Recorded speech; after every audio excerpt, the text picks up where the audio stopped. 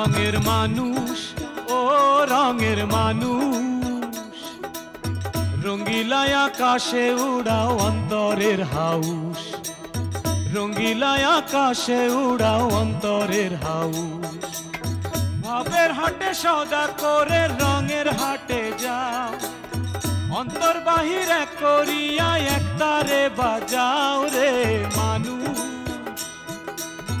রঙ্গিলা আকাশে উড়াও অন্তরের হাউস রঙ্গিলা আকাশে উড়াও অন্তরের হাউস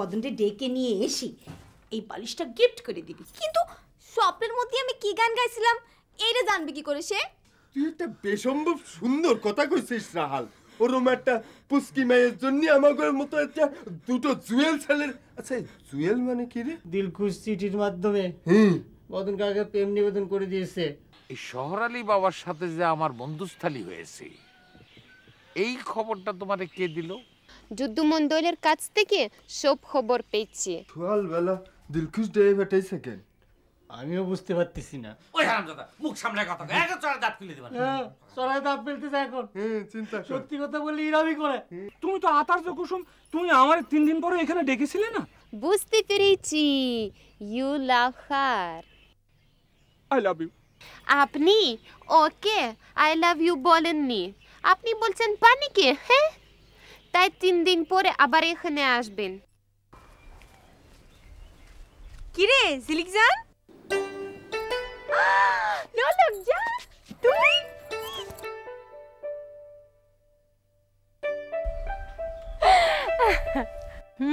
আমি শ্বশুর বাড়ি না ভালো লাগতেছিল না তাই বাপের বাড়ি নাইড়ি চলে এলাম তা তুই কি করতেছিস ক্রিকেটের সিজন আছে না তাই সবকিছু রেডি করতেছি ভালো ভালো করে সবকিছু রেডি কর এবার অনেক দিন মজা করে তোর সাথে ক্রিকেট খেলে যাব ঠিক আছে এই আব্বাজান কোথায় রে আব্বাজান পুকুর ঘাটে গিয়েছে চল চল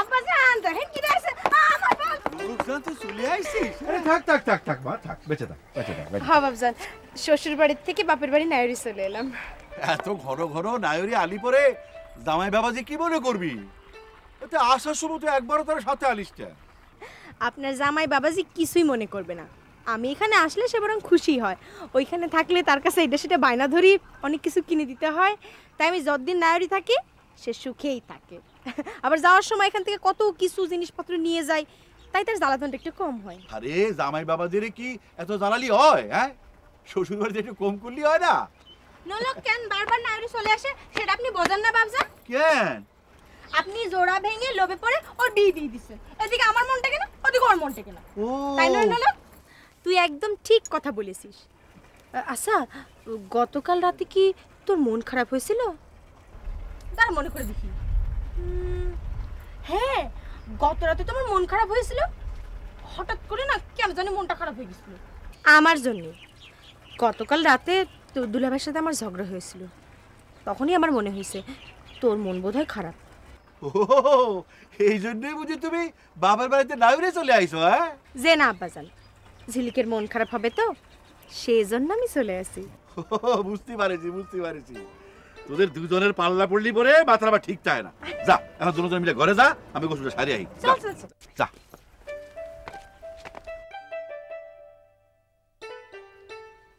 দোলালদা, ও দোলালদা, ও দোলালদা, বাড়িতে আছো? দোলালদা, ও মাজলাপু আইসে গেছে। হ্যাঁ, বদন তো দেখি বড় সুবোধ ছেলে হয়ে গিয়েছে। হ্যাঁ শোন, তুই কায়দা করে বালিশটা দিয়ে দিস, আমি বাড়ি যাচ্ছি।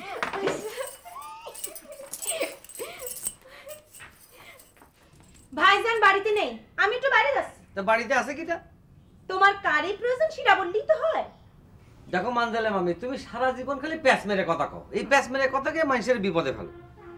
আমি সকালবেলা ইনডাইরেক্টলি খবর পেলাম এই বাড়িতে কিটা জন আমার একজন আসতে বলেছে, তাই আমি আইছি। হ্যাঁ, সে ইনডাইরেক্টলি তোমার আসতে কিটা বলেছে সেটা বললেই তো হয়। ওই যে ওই তোমার একটা কিটা জন এসে না, কিটা? তোমার একটা ওই যে দুঃসম্পর্কের ওই কি যেন একটা খালাতো বোন নাকি, ও সাথে নাম মনে নেই আমার। নাম মনে নেই? তাহলে মানে আর কথা বলার দরকার কি? ওই দিলখুশ বেগম। এই তো ইনডাইরেক্ট থেকে ডাইরেক্ট বুঝতে পারলাম। তো বাড়ির সামনে এসে দুলাল দাদা বলে চাচাচ্ছিলি কিসের জন্য? যেমন করতে মামা তোর তেমন করতে ভাগ্নি। এই চুপ করো, দাঁড়াও, আগে মামার সাথে তোমার বিয়েটা হোক, তারপর তোমার তেজ আমি ভাঙবানে। সব আমারে পাতে তোর মামার এখনো অনেক কাঠখড় পুরাতে হবে না। যার জন্য এসিস তার ডাক। আর ডাকবা না, তুমি যাও। ও মাম্মা, লজ্জা লাগে? হ্যাঁ, না ডাকলি পরে আমি যাব না। ওই ওই কি জানেন, ওই দিলখুশ বেগম। দিলখুশ, আমি বাইরে যাচ্ছি।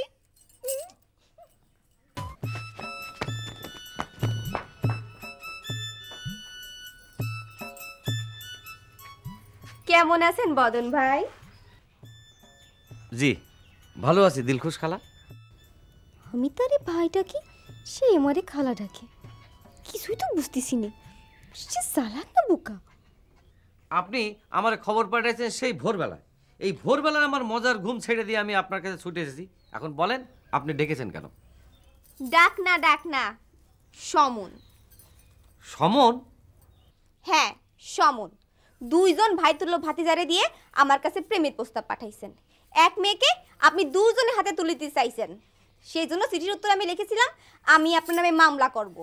এইটাই সেই মামলার সমন। বুঝতে পেরেছি, সেই জন্যই আপনি সকাল সকাল আমার এখানে ডেকেছেন।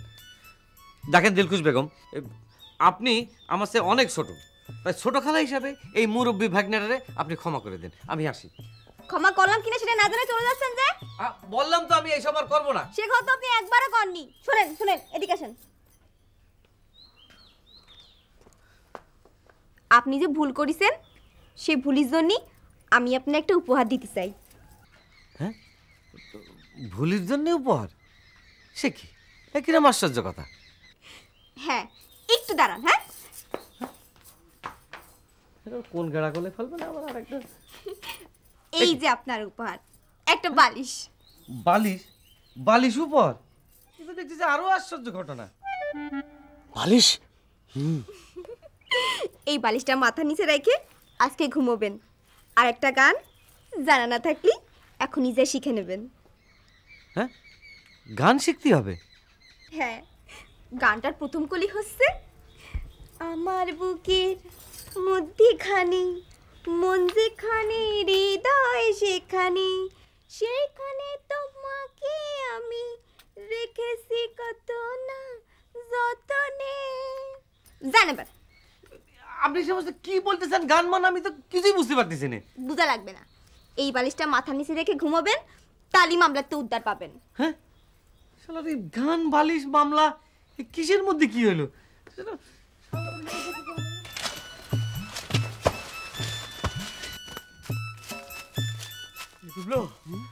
ডুবলো দিলখুশ তো বালিশ উপর দিল, কয়দিন পরে তো বিছানা উপর দিবি। কি লজ্জার বিষয় না? আর বদনকে দেখছিস আমাদের পক্ষে কাজ করতে এসে সে নিজের পক্ষের কাজ ছেড়ে চলে গেছে। এই দুলো শোন, কি আমরা যদি দিলখুশকে না পাই বদন কাকারও পাতি দিব না। বদনকে তো ছেলে হিসাবে মোটেই ভালো না। ওইদিকে রাঙা বেগম আর এইদিকে দিলখুশ। হ্যাঁ, এই রুমেরটা ছেলেরাতে আমরা আমাকে দিলখুশকে তো সঁপে দিতে পারি না। আসুন, ওই রহস্যটা উদ্ধার করতে হবে। কোনটা? কি যেন গানটা গেল, কি যেন ওই যে আমার বুকের মধ্যখানে। শুনে যাবে ও অসীন মানুষ পাবো আমি কোনখানে, ঘরের খাট পালঙ্গে নয়, সাতিম গাছের তলে নয়, অসীন মানুষ পাবো আমি। বাবা বদন, যে আব্বাজান, এদিকে আসো, এদিকে আসো। যে বলেন। এইবার পেছনের জিনিসটা সামনে আনো। এই যে এটা কি? এটা একটা বালিশ। সে তো আমিও বুঝতে পারতেছি, ঘটনাটা কি? রাতে অন্য কোথাও শুয়েছিলে নাকি? কি কোন, আমি রাত্রেবেলা অন্য জায়গায় শুই নাকি? এটা একটা বালিশ, এটা নিয়ে বাড়ির ভিতরে যাচ্ছে। সেটা আমিও বুঝতে পারতেছি, ঘটনাটা কি? ঘটনা আবার কি ঘটনা? এই বালিশটা মানজেলা মামি বানায় রাখিছিল কুস্তি মামার জন্য অনেক আগে, আজকে সেটা গিফট করলো। ও, তোমার মানজেলা মামি এই বালিশটা বানায় রেখেছিল কুস্তি মামার জন্য? যে তা সেই বালিশ আজকে তোমার দিয়ে পাঠিয়ে দিয়েছে, গিফট করলো। ভালো ভালো, মামার বালিশ ভাগিনার কাছে। হ্যাঁ, মামা ভাগনা যেখানে, বিপদ নাই সেখানে। জি। তা তুমি কি তোমার নিজের সম্পর্কে কিছু ভাবতেছো? জি, কি বললেন? তুমি কি তোমার নিজের সম্পর্কে কিছু ভাবতেছো? আমার সম্পর্কে? নিজের সম্পর্কে? হে কি আমার সম্পর্কে আর কি ভাববো? আমি যা ভাবি সেটা তো আপনি উল্টাই দেন। সুতরাং আমি ওই নিজের সম্পর্কে ভাবাভাবি বাদ দিয়ে এই এখন বালিশ টানাটানি করতেছি। শোনো, তোমার সম্পর্কে তো লোকজন খুব খারাপ কিছু ভাবতেছে। কি কন? কি ভাবতেছি? এই যে মিসেস আবেলা সেই দিন আমারে বলতেছিল হ্যাঁ, যে তোমার যা বয়স তাতে তো বিয়ে শাদী কইরে সেপারেশন হয়ে ডিভোর্স হয়ে যাওয়ার কথা। এত তো ঠিকই বলেছে মিসেস আবেলা, তো ঠিকই বলেছে। আমার বয়স কম হয়েছে নাকি? না, ঠিক আছে, সে বিলিতি মানুষ, বিলিতি ভাবধারায় ভেবেছে, উঠতে আমি কিছু মনে করিনি, তুমি কিছু মনে করো না। যাও, বালিশ নিয়ে ভেতরে যাও। আব্বাজান, আপনার একটা কথা বলবো। লাউ বস করার ব্যাপারটা জানেন আপনি? হ্যাঁ জানি, মাঝখান থেকে একটা লাউ কেটে একটা লাউ বস করে রাখে, একতারা কিংবা ডুগডুগি বাজাবার জন্য। হ্যাঁ, তা আমার মনে হচ্ছে কি জানেন, আপনি আমারে দিয়ে ওই ডুগডুগি বাজাবেন।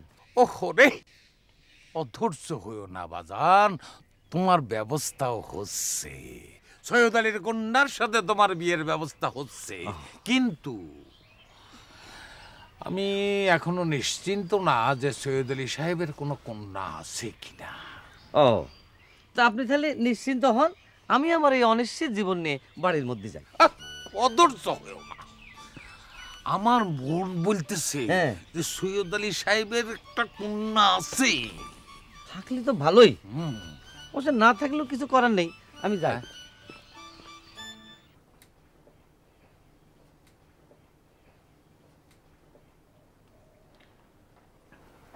বাজান, আমি কিন্তু তোমাকে এখনো আসল কথাটাই বলি নাই। বলিস নে ঠিকই, কিন্তু তোর কথায় আমি কিছু কিছু বুঝতে পেরেছি। আচ্ছা, কি হয়েছে বল দিনি মা? বাজান, আমি সেই বাড়িতে একেবারে বিদায় নিয়ে চলে এসেছি বাজান। কেন? কি বলছিস মা? তোমার জামাই একজন পাগল বাজান। পাগল হতে যাবে কি জন্য? সত্যি বলতেছি, পাগল। আচ্ছা বুবু, তোর বিয়ে হয়েছে 9 মাস, তার মধ্যে 3বার আমি তোর শ্বশুর বাড়ি গেছি, তাগরে দেখেছি। লোক তো হাবাগুবা ভালো মানুষ, তুই তার পাগল দোষ দিচ্ছিস কেন? পাগল? তাই পাগল বলতেছি। আমি তো তোর কথা কিছু বুঝতে পারতেছি না মা। গেল 7 দিন ধরে পাগলামি করতেছে, যারে যা ইচ্ছা বলতেছে, থালা বাসন ভাঙতেছে। বছরে 9 মাস ভালো থাকে আর শীত আসলে পরে পাগল হয়ে যায় বাজান। হ্যাঁ হ্যাঁ, সিজনাল পাগল, এরকম পাগল আছে, শীত আসলেই পাগল হয়। আচ্ছা, কিন্তু তাদের গ্রামের লোক, ঘটক, কেউ তো তখন কিছু কইলো না। সবাই চেপে গিয়েছে। কোন কবিরাজ যেন বলেছিল বিয়ে দিলি পরে ঠিক হয়ে যাবে। বাজান, আমি এখন এই পাগলের সাথে কিরম করে ঘর করবো বাজান?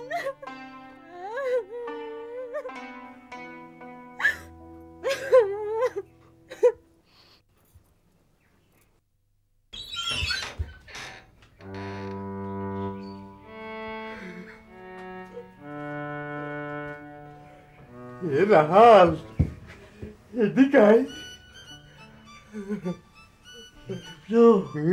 আমি তো ভেবেছিলাম কাকা বুঝি বালিশটাকে লুকিয়ে রেখে যাবে, এখন তো দেখতেছি একেবারে চাদর পেতে বিছানার উপর সাজিয়ে রেখেছে। মুলায়ম ভাবে না। আচ্ছা এই বালিশ নিয়ে কি করবো? চলাবাগু ঘরে নিয়ে যাই। আমাদের দিলখুশের বালিশ তো আমাদের কাছেই থাকছে না। বালিশটার উপর একটু শুয়ে দেখতে হবে, এর মাঝে যা বুঝতে হবে না। আচ্ছা দুবলো, আচ্ছা গানটা যেন কি? ওই যে আমার মুখের মধ্যখানে মঞ্জিখানে। আমি একটু শুয়ে দেখিনি। আমার বুকে আস্তে মধ্যখানে যেখানে হৃদয় যেখানে, সেখানে তোমাকে আমি রেখেছি কত না যত্নে, তোমার বুকে মধ্যখানে মন যেখানে হৃদয় যেখানে। এই দুবলোর বাচ্চা, কি হচ্ছে? দিলখুশ আমার মুখের মধ্যে চলে এসেছিল প্রায়, এই সময় আমাকে ডাকলি কেন? দুবলোর বাচ্চা, তুই তো আবার আমার শত্রু হয়ে গেলি। বেশি কথা কইস না, এতক্ষণ তুই ঘুমাইছিস, এখন আমি একটু শুয়ে দেই। এই বালিশ কিন্তু আমার বলে দিচ্ছি, একটু মাথা ঠাকাবি তারপর উঠে পড়বি। আগে তো শুই, তারপরে দেখবানি কার। বলে দিচ্ছি। হ্যাঁ স্যার। তোমায় নিয়ে নাও ভাসিয়ে যাবতে পান্তার, তোমায় নিয়ে নাও ভাসিয়ে যাবতে পান্তার, ভালোবাসার ঘর বানিয়ে হব দেশান্তর। এবার পান হচ্ছে কেন? শালা কি করে?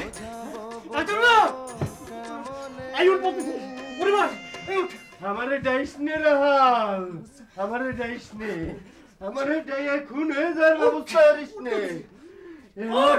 আমার দিল খুশ পালায় রে। ছেড়ে দে,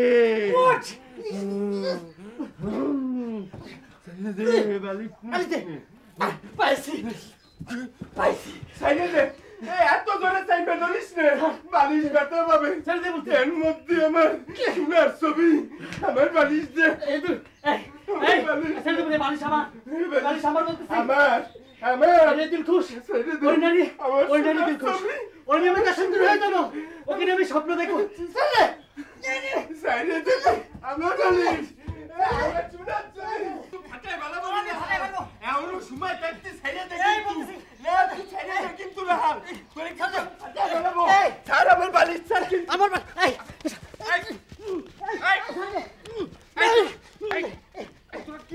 দাদা, দাদা, এটার মধ্যে আমার পরিনারী আছে, ও আমার পথের কাটা হয়ে দাঁড়িয়েছে। দাদা, এর মধ্যে আমার সোনার ছবি, রাহাল আমার পথের কাটা হয়ে দাঁড়াইছে।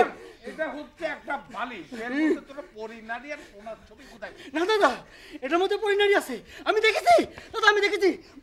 চুপ কর, এই বালিশটা তোর মানজালা নানি ওই তোর কুস্তিনারে পাঠিয়েছে। না দাদা, এটা বদন কাকা আমাকে দুইজনের মনের মানুষ রে, এর মধ্যে পলায় রইছে আর নিজের বিছনার উপর যায় সাজায় রইছে। দাদা, দাদা, এটা জাদুর বালিশ, এটা শুনি না মনের মানুষ দেখা যায়, মনের বালিশ এটা। মনের বালিশ? হ্যাঁ দাদা, চলে দে। কি হচ্ছে? কি হলো?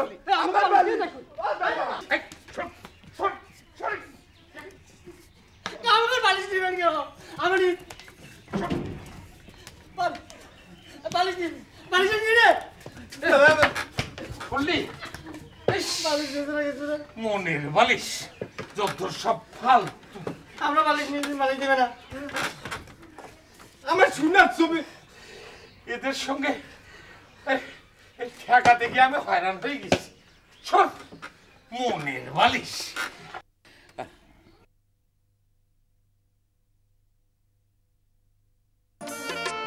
তুমি আমার জীবন তরি, তুমি আশার আলো নয়নে, আমার বুকে মধ্যখানে মন যেখানে হৃদয় যেখানে, সেইখানে তোমাকে আমি রেখেছি কত না যত্নে। এইসব আমি কি দেখলাম?